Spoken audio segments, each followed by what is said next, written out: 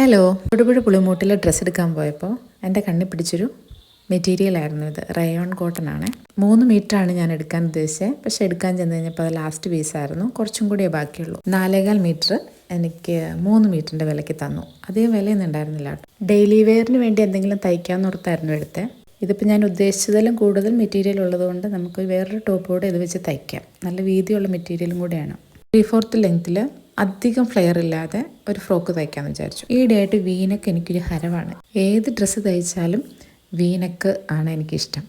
ഒരു സമയത്ത് ബോട്ട്നെക്കായിരുന്നു, അതൊന്നും മാറി ഇപ്പോൾ വീനക്കിലേക്ക് വന്നു. ഒരുപാട് നേരത്തെ ആലോചനയ്ക്ക് ശേഷം പീറ്റർ പാൻ കോളർ ഡിസൈഡ് ചെയ്തു. അങ്ങനെ യോക്ക് പാർട്ടെല്ലാം കട്ട് ചെയ്തു, സ്ലീവ്സ് കട്ട് ചെയ്തു.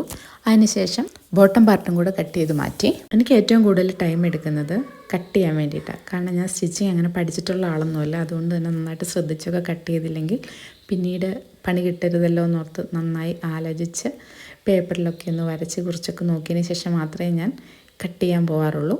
ശ്രദ്ധിച്ചൊക്കെ ചെയ്യുവാണെങ്കിൽ എനിക്ക് സ്റ്റിച്ചിങ്ങിന് അത്രയും ടൈം എടുക്കാറില്ല. പീറ്റർ പാൻ കോളർ ആദ്യമായിട്ടാണ് ചെയ്യുന്നത്. വീഡിയോ കണ്ടു, പക്ഷെ ചെയ്തപ്പോഴാണല്ലോ എനിക്ക് അങ്ങനെ വലിയ ബുദ്ധിമുട്ടൊന്നും തോന്നിയില്ല.